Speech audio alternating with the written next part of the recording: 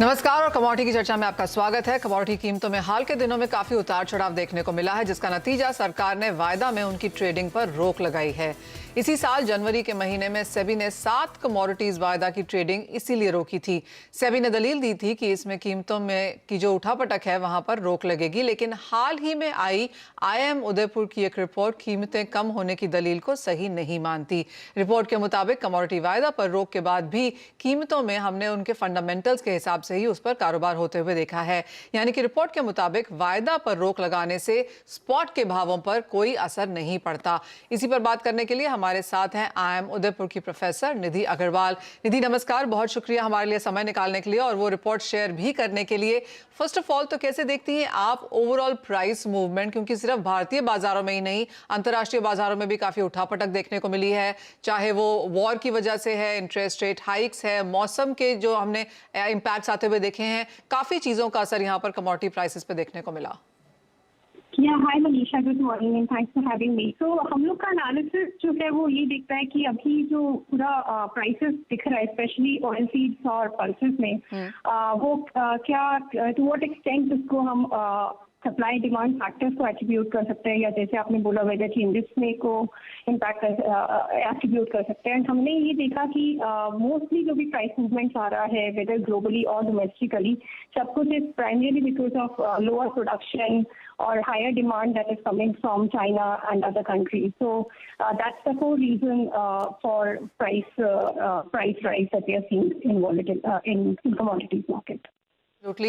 So निधि, ये पहली बार नहीं हुआ है जनवरी में कि हमने कोई कमोडिटी वायदे पे यहाँ पर रोक लगती हुई देखी है। ऑफ कोर्स यहाँ पर मास सस्पेंशन जैसे कि हम देख सकते हैं, और वो भी एक ब्लैंकेट बैन था कि 1 साल के लिए यहाँ पर कोई ट्रेडिंग नहीं होगी। और जिस तरह से प्राइसेस में मूवमेंट देखने को मिली है, क्लियरली 2 चीजें यहाँ पर मिसिंग है। एक तो ये कि आपके पास कोई रेफरेंस प्राइस नहीं है, और दूसरा ये कि इतनी उठापटक बाजार में है, उसके बावजूद आपके लिए कोई हेजिंग मैकेनिज्म यहाँ पर नहीं है। कैसे देखती हैं आप सरकार की तरफ से ये steps? So that is actually जैसे ही हमने कमोडिटीज मार्केट बंद कर दिया, अगर हम डेरिवेटिव्स की इंपॉर्टेंस देखें तो हमारा एनालिसिस शो करता है कि मस्टर्ड सीड का जो कॉन्ट्रैक्ट था that was contributing to price discovery. तो जितना भी मार्केट में चेंजेस आ रहे हैं वो प्राइसेस में रिफ्लेक्ट हो रहा था ऑन द फ्यूचर्स मार्केट। लेकिन द मोमेंट आप सस्पेंड कर देते हैं ये मार्केट को, तो वो एक रेफरेंस पॉइंट जैसे कि आपने बोला वो चला जाता है, और टू दैट एक्सटेंट फार्मर्स के लिए ये बहुत डिफिकल्ट हो जाता है टू असर्टेन कि फेयर प्राइस क्या है टू सेल देयर प्रोड्यूस, या फिर अगर उनको अपने प्रोड्यूस सोइंग डिसीजंस लेने हैं तो 3 महीने बाद क्या प्राइस रहेगा। जो डेरिवेटिव्स मार्केट आपको एक इंडिकेटर प्रोवाइड करता है वो चला जाता है। सिमिलरली बहुत सारे FPOs में डेरिवेटिव्स मार्केट यूज किया है, पुट ऑप्शन यूज किया है in order to hedge that risk rising from possible price declines. लेकिन जैसे ही हम वो सस्पेंड कर देते हैं तो all those FPOs are also in that situation. उनको नहीं समझ आता है कि हम क्या करें। And more it's not just for farmers, even for other value chain participants, right? Traders, etc., processors, millers. सबके लिए it brings a lot of uncertainty regarding the future of the prices the moment हम इस market को बंद कर देते हैं। So हम लोग के एनालिसिस से यही समझ आता है कि डेरिवेटिव्स एक बहुत क्रिटिकल रोल सर्व कर रहा है, and we should have these markets continuing specially during such periods of high volatility.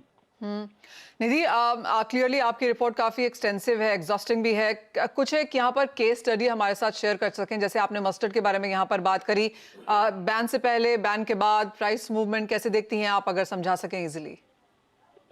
तो हमने मस्टर्ड एनालिसिस किया तो हमने ये देखा कि पहला क्वेश्चन हम ये पूछ रहे थे कि क्या सस्पेंशन के बाद वॉलेटिलिटी कम होता है मस्टर्ड के प्राइसेस में, और हम ये देखते हैं कि एक्चुअली वॉलेटिलिटी बढ़ जाता है, चाहे आप होलसेल प्राइसेस देखें या रिटेल प्राइसेस देखें। तो डेरिवेटिव्स को एट्रीब्यूट करना कि वॉलेटिलिटी घट या बढ़ रहा है वो सही नहीं है। यही चीज़ हम चना में भी देखते हैं इनफैक्ट कि वहाँ पे भी वॉलेटिलिटी जो है वो हम ये नहीं बोल सकते कि बढ़ रहा है या घट रहा है, वो डेरिवेटिव की वजह से हो रहा है। दूसरा चीज़ हम ये देखते हैं कि एक सबसे बड़ा फियर रहता है पॉलिसी मेकर्स और जनरल मार्केट्स में, जनरल पार्टिसिपेंट्स में, कि हो सकता है अगर ये मार्केट चलता रहेगा, अगर डेरिवेटिव मार्केट ऑपरेट करेगा तो प्राइस और भी बढ़ जाएगा। तो हम ये एनालाइज करते हैं कि क्या होता अगर सस्पेंड नहीं होते ये contract. And what we find is कि विदाउट सस्पेंशन ऑल्सो, बिना सस्पेंशन के भी प्राइस बिहेवियर एग्जैक्टली सेम रहता जैसे कि हमने देखा विद सस्पेंशन। तो हमारा एनालिसिस बहुत क्लियरली दिखाता है कि डेरिवेटिव्स की वजह से प्राइस चेंजेस हो रहे थे। हम ये ट्रू नहीं है मस्टर्ड सीड के केस में। इनफैक्ट अगर सस्पेंड नहीं हुआ होता कॉन्ट्रैक्ट, तब भी प्राइसेस का पैटर्न, बिहेवियर जो भी हमने देखा आफ्टर द सस्पेंशन वही रहता। So that's what our study tells. Sure. Nidhi, Indian markets में अगर हम देखें तो यहाँ पर सर्किट्स 2% 4% पे लगते हैं। इंटरनेशनल मार्केट्स में तो सर्किट्स भी बहुत लंबे हैं। हम देखते हैं पाम में, सोयाबीन में एक दिन में 4, 5, 6, 8% की मूवमेंट भी देखने को मिलती है। ग्लोबल लर्निंग्स इस लिहाज से क्या है? यही है ग्लोबल लर्निंग, यही है कि मार्केट्स को ऑपरेट होने देना चाहिए जैसे वो हो रहे हैं, because actually markets are reflecting the aggregate expectations, right? It is not a modelled price या फिर वो प्राइस है। The moment we have large participation in market, वो हमारे को यही सिखाता है कि जो मार्केट पे प्राइस फिक्स है वो एक फेयर प्राइस है। वो ऑफकोर्स उसमें थोड़ा शॉर्ट टर्म ट्रांजिटरी मूवमेंट आएगा, बट वो प्राइस स्टेबलाइज हो जाएगा। तो to put in these price limits और at such low levels, actually वो impact करता है on true price discovery as well. So to that extent, we should of course follow global practices and ensure that these are maintained at higher levels and not at such lower levels to know that that the prices that we are seeing are the correct ones. Nidhi, clearly report हमारे सामने है। अंतर्राष्ट्रीय बाजार इसे कैसे trade करते हैं वो भी हमने देखा है, और ये कोई नई बात नहीं है। जैसे हमने बात करी कि 2000 से ही हम लगातार कितनी बार देख चुके हैं एक बैक एंड फोर्थ यहाँ पर एग्रीकल्चर कमोडिटीज को लेकर। ऑफ कोर्स ये सेंसिटिव हैं, हमें ध्यान रखना पड़ता है, एक बैलेंस क्रिएट करना पड़ता है किसानों के लिहाज से भी, कंज्यूमर के लिहाज से भी। लेकिन क्लियरली बैन या सस्पेंड करना एक यहाँ पर शायद सही तरीका नहीं है इसे देखने का। अगर आप सजेस्ट करें रेगुलेटर्स को, सरकार को, तो क्या होंगे वो टॉप 3 सजेशंस कि कैसे मार्केट को देखना चाहिए? क्या सर्वेलेंस, एक प्रॉपर स्ट्रॉन्ग सर्वेलेंस एक बेहतर तरीका है? क्या पार्टिसिपेशन बढ़ाना यहाँ पर बेहतरीन होगा? या जैसे आपने कहा मार्केट्स को एक फेयरली अपने आप में ट्रेड करने दिया जाना चाहिए, वो एक बेहतर तरीका है? एब्सोल्युटली, जैसे आपने बोला मार्केट सर्वेलेंस हमें स्ट्रेंथन करना चाहिए और उसको जो भी हमारे रूल्स है उनको इन्फोर्स करना चाहिए। अगर if there is market misconduct, तो we should of course penalise those members. But more important ये भी है कि ये मार्केट में हम लोग को बहुत ज़्यादा इंफॉर्मेशन एसिमेट्री है। We need to provide timely information on production, we need to provide timely information on कितने एग्जिस्टिंग स्टॉक्स है। ये क्योंकि ये सारा इंफॉर्मेशन अवेलेबल नहीं होता है, तो इस वजह से मार्केट जो करेक्ट प्राइस डिस्कवरी होना चाहिए वो नहीं हो पाता है। तो फ्रॉम रेगुलेटिव पर्सपेक्टिव हम लोग यही सजेस्ट करेंगे कि आप मार्केट सर्वेलेंस स्ट्रेंथन करिए एंड इंश्योर करिए कि कोई मार्केट मिसकंडक्ट ना हो। आप साथ में इंश्योर करिए कि प्रोडक्शन ट्रेंड्स 6 महीने बाद नहीं 3 उनका फोरकास्ट ठीक से होना चाहिए, टाइमली इंफॉर्मेशन उन पे अवेलेबल होना चाहिए। जो भी एक्सिस्टिंग स्टॉक्स है that should be available and hopefully and also demand forecasting. We need to have timely forecast of the possible demand that we foresee in the next 3 months. तो इन सब की वजह से अगर हम we have systems in place, तो price stabilise होने की बहुत हायर प्रोबेबिलिटी है। एंड सस्पेंशन तो एब्सोल्युटली नहीं करना चाहिए, क्योंकि the moment we suspend the commodity, जो पार्टिसिपेंट्स मार्केट में आए भी है वो भी कॉन्फिडेंस उनका भी चला जाता है। एंड ऑल द अगर हम इंडस्ट्री की बात करें तो दे हैव अ चॉइस कि वो इंटरनेशनल मार्केट्स पे जाकर अपना रिस्क हेज कर ले। And once that happens then it's very difficult to gain that liquidity on our derivatives market. हमारा prime objective as a regulator should be कि इस मार्केट को डीपन करे, ताकि थोड़ा बहुत वॉल्यूम चेंजेस की वजह से एकदम इम्पैक्ट नहीं आए। So we should increase participation, we should expand the market in terms of participation. In fact हमें एक्सपैंड अपना कमोडिटी कवरेज भी करना चाहिए। And suspension should not be seen as a solution to any price rise. And ये हमारा study evidence दे रहा है कि सस्पेंशन की वजह से प्राइस डिक्लाइन हो रहा है या कमोडिटी डेरिवेटिव्स की वजह से प्राइस बढ़ रहा था, ये बिल्कुल सही नहीं है। एब्सोल्युटली निधि, आपने बहुत सही तरीके से उन सब पॉइंट्स को यहाँ पर एक्सप्लेन किया है कि एक क्रेडिबिलिटी यहाँ पर लूज होती है, पार्टिसिपेशन नीचे जाता है, और एक प्लेटफॉर्म जो यहाँ पर इतना बेहतरीन तरीके से बनाया गया है उसके ऊपर हम इनफ लोगों को आता हुआ नहीं देखते। एंड ना तो हमारे पास प्राइस डिस्कवरी है, ना हेजिंग मैकेनिज्म है, और कमोडिटी मार्केट्स में इतनी उठापटक है, मौसम का इम्पैक्ट है, और आगे जाकर यहाँ पर नई आवक भी शुरू होनी हो जाएगी, तो लोगों को पता ही नहीं चलेगा कि किस तरह का फ्यूचर मैकेनिज्म यहाँ पर काम कर सकता है। तो क्लियरली सस्पेंशन एक तरीका नहीं है, और जैसे निधि ने भी कहा कि जो IIM उदयपुर की जो रिपोर्ट है वो क्लियरली सबको एनालाइज भी करती है, इंडिकेट भी करती है और सजेस्ट यही करती है कि बैन क्लियरली एक कोई तरीका नहीं है। निधि, बहुत शुक्रिया हमारे साथ जुड़ने के लिए। आशा है आप आगे भी हमारे साथ अपनी रिपोर्ट शेयर करेंगी और हम आगे भी बात करेंगे। फिलहाल कमोडिटी की चर्चा में आज इतना ही समय है। इसी के साथ रुकेंगे एक ब्रेक के लिए। जब लौटेंगे तो बात करेंगे एग्री और नॉन एग्री कमोडिटी प्राइसेस की, जहां पर काफी उठापटक है। कैसे बनाएं स्ट्रैटेजीज, बताएंगे आपको।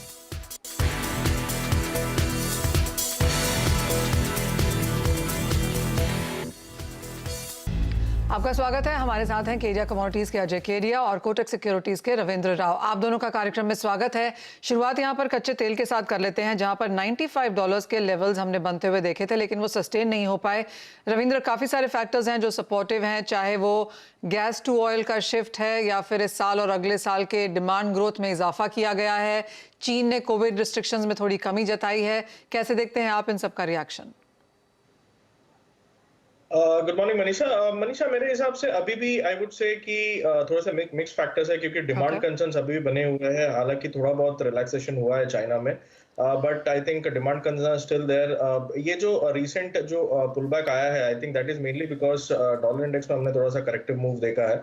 और फ्यूल स्विचिंग की जो बात चल रही है, I think that is very crucial. IEA के रिपोर्ट में भी उन्होंने मेंशन किया है कि फ्यूल स्विचिंग हो सकता है, and they have come out with a figure of around 7 lakh barrels per day. तो आई थिंक वो एक इम्पोर्टेंट फैक्टर है जिसकी वजह से क्रूड के प्राइसेस में हमने थोड़ा सपोर्ट देखा है। बट मुझे लगता है कि इट विल स्टिल अभी रेंज बाउंड। $91 WTI में बहुत क्रूशियल है।